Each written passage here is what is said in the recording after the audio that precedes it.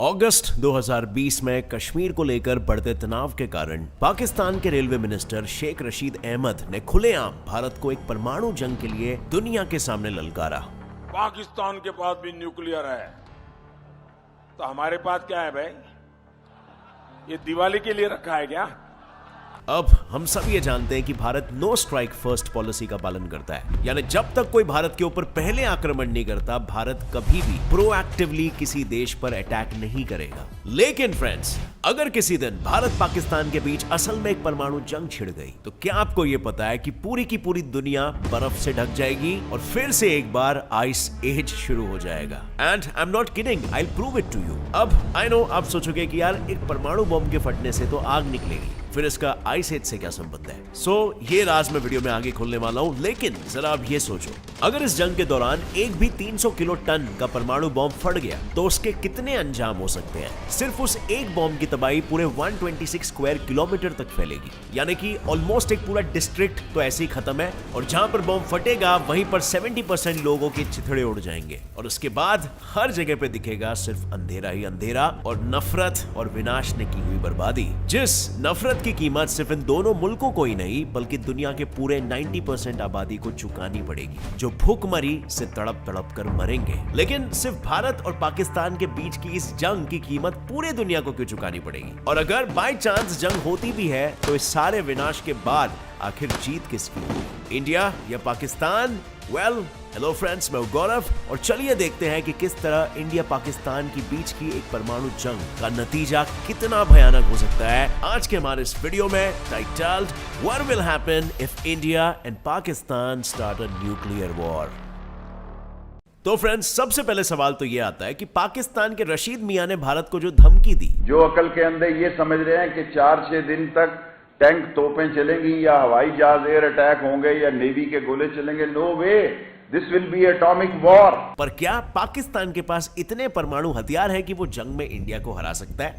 आपको जानकर हैरानी होगी कि पाकिस्तान के पास कुल मिलाकर पूरे 160 परमाणु हथियार है, जिसके मुकाबले में भारत के पास सिर्फ 150 हथियार ही मौजूद है। लेकिन दोनों भी देश नए नए परमाणु हथियार बनाने में लगे हुए हैं और सूत्रों के अनुसार 2025 तक दोनों भी देशों के पास 400 से 500 परमाणु हथियार होंगे। अब 400 से 500 तो छोड़ो, अगर इनमें से एक भी परमाणु बम फट गया ना तो एक झटके में ही लाशों का ढेर लग जाएगा। और सिर्फ लाशें ही नहीं बल्कि बॉम्ब से निकलने वाला आग का गोला 2 किलोमीटर तक इतनी तेजी से फैलेगा कि वो अपने रास्ते में आने वाले हर इंसान, जानवर, गाड़ियां, यहाँ तक कि इमारतों को भी पल भर में ही चकनाचूर कर देगा। पर ये तो बस एक न्यूक्लियर बॉम्ब से होने वाली तबाही का ट्रेलर है। पर अगर दोनों देशों ने मिलाकर 300 बॉम्ब फोड़ डाले तो अब जरा कल्पना करने की कोशिश करो कि वो सीन कितना भयानक होगा।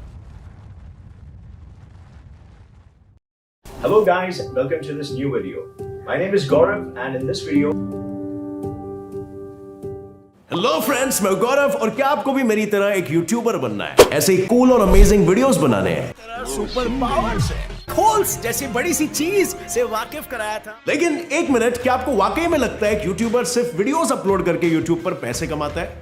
बिल्कुल नहीं। मुझे ही देख लो, 7 सक्सेसफुल चैनल्स, यूट्यूब इंडिया का टॉप साइंस चैनल और 2 सक्सेसफुल बिजनेसेस, और ये सब की शुरुआत हुई सिर्फ और सिर्फ बस एक यूट्यूब चैनल से। इतना माइंड ब्लोइंगली बड़ा है यूट्यूब या किसी भी सोशल मीडिया प्लेटफॉर्म का पोटेंशियल। लेकिन एक सेकेंड गौरव, ये सब करने के लिए मैं खुद का पैशन कैसे ढूंढूं?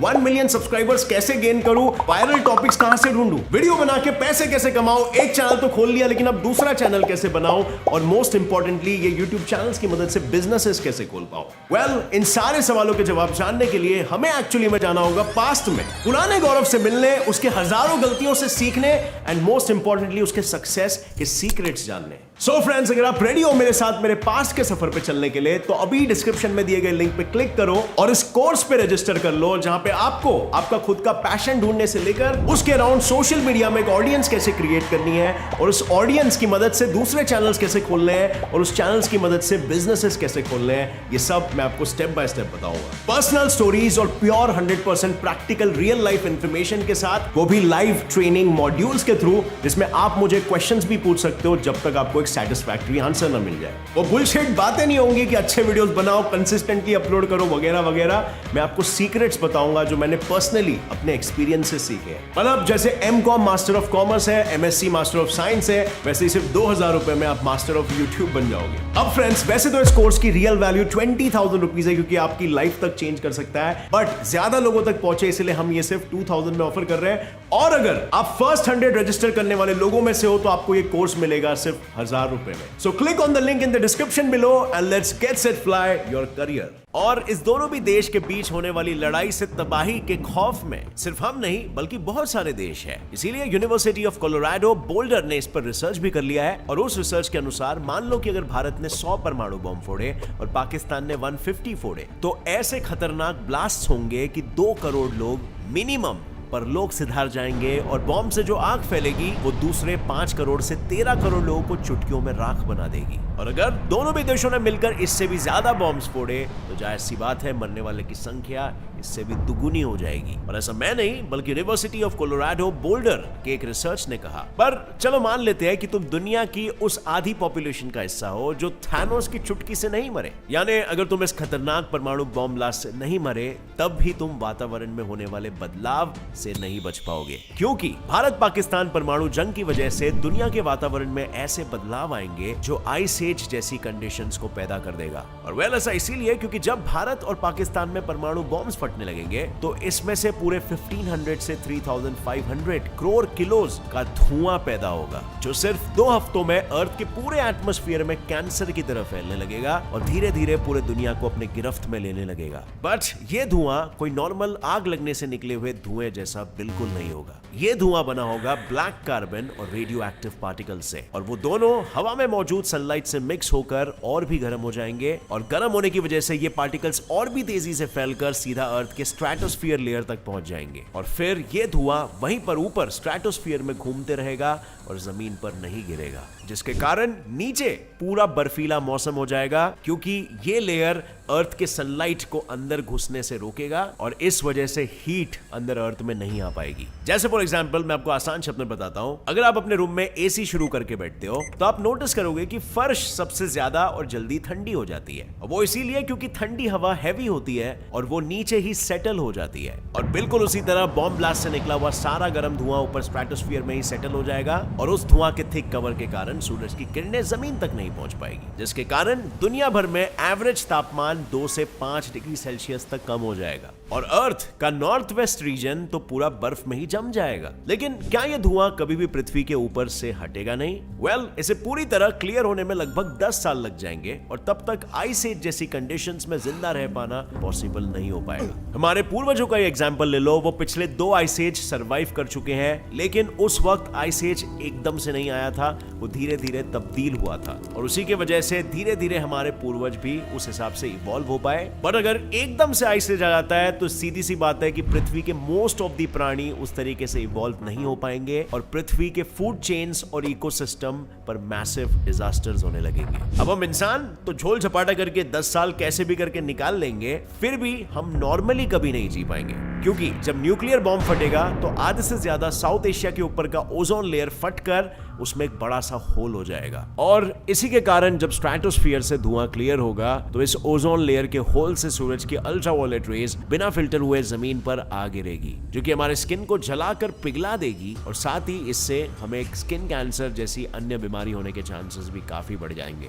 अब धुआं हटने के बाद बारिश तो होगी, पर दुनिया भर में रेनफॉल का प्रेसिपिटेशन परसेंटेज 15 से 30% तक कम हो जाएगा, यानी बारिश के गिरने के चांसेस 30% से कम हो जाएंगे, और इंडिया में तो मान लो नियरली 0% हो जाएगा। और जो भी बारिश जहां पर भी होगी वो भी हवा में मौजूद रेडियो एक्टिव पार्टिकल्स के साथ मिक्स होकर एसिड रेन में तब्दील हो जाएगी, और ये पार्टिकल्स इतने छोटे होते हैं कि वो बड़ी आसानी से हमारे लंग्स में घुसकर हमें अस्थमा, क्रॉनिक ब्रोंकाइटिस जैसी बीमारियों का शिकार बना सकते हैं। पर ये तो हमारी बात हुई, अगर ये एसिड रेन धरती पर पड़ेगी तो सारी जमीन पूरे 70 सालों तक बंजर हो जाएगी, क्योंकि एसिड रेन्स मिट्टी में मौजूद जो पेड़ पौधों को उगने के लिए जरूरी है वो मिनरल्स और न्यूट्रिएंट्स को डिस्ट्रॉय कर देता है। और अब जिस पृथ्वी पर ना सूरज की किरणें बराबर जमीन पर पहुंच पाएगी, ना ही बारिश का कोई ठिकाना होगा, तो कुछ उगने का तो सवाल ही पैदा नहीं होगा। और इसी वजह से पूरा इकोसिस्टम, फूड चेन डिस्ट्रॉय हो जाएगा, धीरे धीरे फूड शॉर्टेज होने लगेगी और करीबन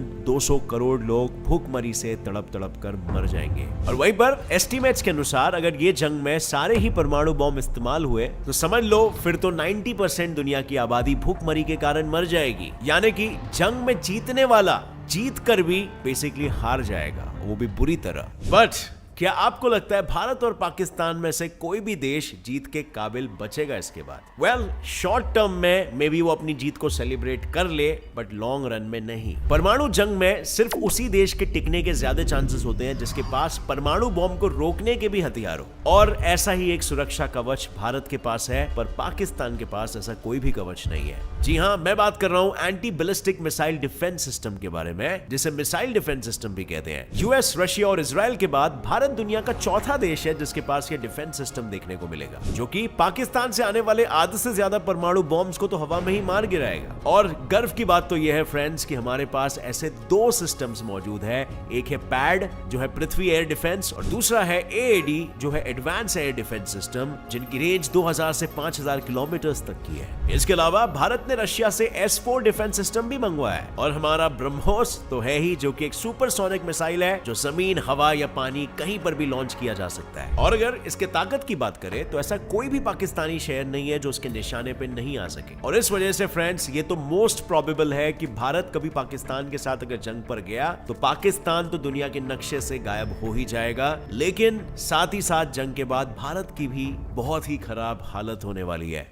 अरे रुको, जाने से पहले 3 केपेबल लोग जिन्हें मैं खुद सिलेक्ट करूंगा, जो मेरा कोर्स अटेंड करेंगे और अपना खुद का चैनल बनाएंगे, उन्हें मैं फीचर करूंगा पर्सनली अपने चैनल पर। तो जल्दी रजिस्टर करो। पहले 100 लोगों के लिए कोर्स प्राइस है सिर्फ 1000 रुपए। Click on the link in the description and let's get set fly. But friends, जैसे मैंने बताया, मोस्ट ऑफ द कंट्रीज इस दुनिया के ये बात को जानते हैं कि परमाणु बॉम्ब्स यूज करना स्टुपिडिटी, जीते चाहे जो भी देश, हारेगी पूरी दुनिया। और इसी वजह से यूएन ने भी इसे बैन करके रखा है। और भारत, जैसे आप जानते हो, नो फर्स्ट यूज पॉलिसी को फॉलो करता है, जिसके चलते भारत कभी भी पहला परमाणु बॉम्ब से अटैक नहीं करेगा। और आज हम सभी ने ये जान भी लिया कि किस तरीके से कितना बर्बादी ये बॉम्ब ला सकता है। लेकिन फ्रेंड्स, आज भी इस दुनिया में कुछ ऐसे रोग देश है जो नए नए परमाणु हथियार और मिसाइल्स बनाते जा रहे हैं, जैसे फॉर एग्जाम्पल नॉर्थ कोरिया। आपको क्या लगता है कि खुद की सुरक्षा के लिए इतने खतरनाक हथियार बनाना किसी देश के लिए जायज है? या फिर सभी देशों को मिलकर ये डिसाइड कर लेना चाहिए कि परमाणु हथियार बनाना और टेस्ट करना भी इलीगल है, ना कि उसे वॉर में यूज करना सिर्फ? हमें अच्छी तरीके से पता है कि कीमत तो पूरी दुनिया को चुकानी पड़ती है, तो हम किस बात के लिए रुके हैं? सो आपकी क्या राय है इस पर फ्रेंड्स? नीचे कमेंट सेक्शन में जरूर शेयर करना मेरे साथ। और अगर इस वीडियो से आपको कुछ भी नया सीखने मिला तो एक लाइक जरूर ठोकना। मेरे channel get set fly fact को भी सब्सक्राइब कर लो, नोटिफिकेशन बेल ऑन कर लेना, ताकि आगे आने वाली हमारी कोई भी वीडियो की अपडेट आप मिस ना कर सको। As always friends, stay curious, keep learning and keep growing. Jai Hind.